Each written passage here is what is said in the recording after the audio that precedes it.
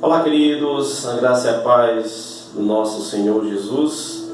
Eu estou aqui para, juntamente com você, meditar a Santa Palavra do Senhor. Para isso, lhe convido a refletir no livro de Mateus, capítulo de número 24. Estarei lendo o versículo 1 e o versículo 2. Assim nos diz a palavra do Senhor.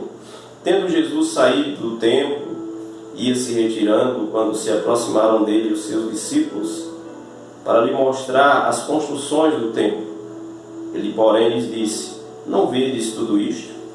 Em verdade vos digo que não ficará aqui pedra sobre pedra que não seja derrubada. Pregue a verdade e se prepare para acolher inimigos. Essas palavras foram proferidas por Martin Luther King, um dos cristãos mais perseguidos durante a história, percebido pelos seus atos de luta a favor da justiça, a favor da verdade, a favor dos princípios cristãos. O cristianismo sempre foi muito perseguido e hostilizado, sempre enfrentou muitas aflições, justamente pelo que ele defende. Ainda no primeiro século, a saber, nos dias de Jesus, a perseguição já estava presente, a perseguição já acompanhava a vida dos cristãos.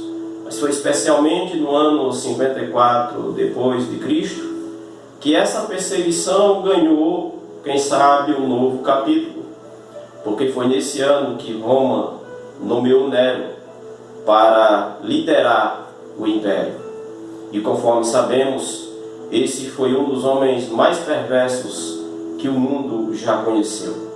Ele foi acusado de matar sua própria mãe e de matar mais 2 esposas. Isso por questões banais, por questões fúteis. Como imperador, esse homem certamente trouxe muitos prejuízos, muitos males para a sociedade e, consequentemente, para o cristianismo.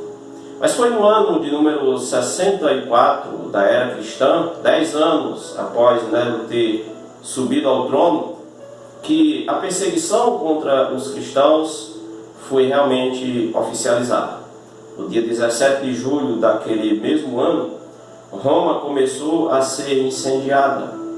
O incêndio durou até o dia 24 de julho daquele mesmo ano. Historiadores dizem que, enquanto Roma ardia em chamas, era devastada pelo fogo, Nero fumava o seu charuto e tangia a sua lira tranquilamente, como se nada tivesse acontecido. Sendo que Nero era o principal suspeito de ter causado aquele incêndio, já que em outras ocasiões ele tinha manifestado o desejo de construir uma nova Roma, de construir uma Roma de acordo com o seu pensamento, de acordo com os seus ideais. O historiador Tácito nos diz de que, depois que o incêndio acabou, o resultado foi que dos 14 bairros de Roma, 10 foram completamente devastados e destruídos pelo fogo, sendo poupados apenas 4. E por coincidência ou providência divina, esses 4 bairros que foram preservados do fogo eram habitados por judeus e, na sua grande maioria, por cristãos. Nero, então, à procura de um bode expiatório, de um culpado pelo incêndio, encontrou nessa oportunidade o momento certo para acusar os cristãos de terem incendiado a cidade de Roma. Ele leva essa fala e esse discurso para o Senado abraça, compra esse discurso e decreta a perseguição aos cristãos, de forma que a partir daquele dia faltou madeira em Roma para construir cruz, na tentativa de matar os cristãos.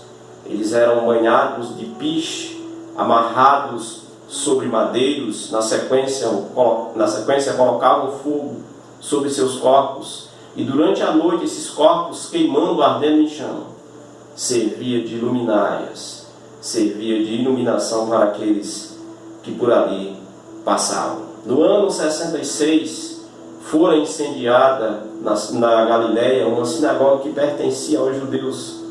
Em resposta a isso, os judeus então se rebelaram contra o Império Romano.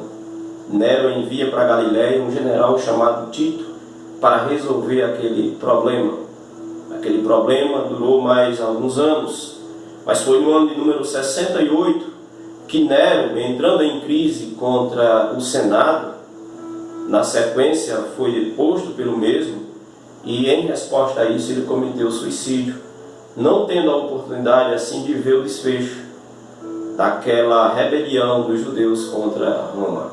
O desfecho dessa história veio no ano 70 depois de Cristo, quando o general Tito esgotou toda a sua paciência na tentativa de conciliar aquele problema, entrou na cidade de Jerusalém, devastou, destruiu completamente, matou dezenas, e por que não dizer centenas de pessoas.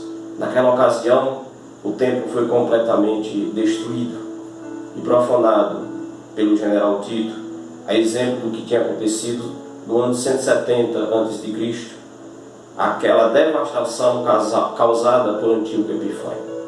Nero, então, de certa forma, o instrumento que traz cumprimento às palavras de Jesus, inclusive as palavras que nós acabamos de ler.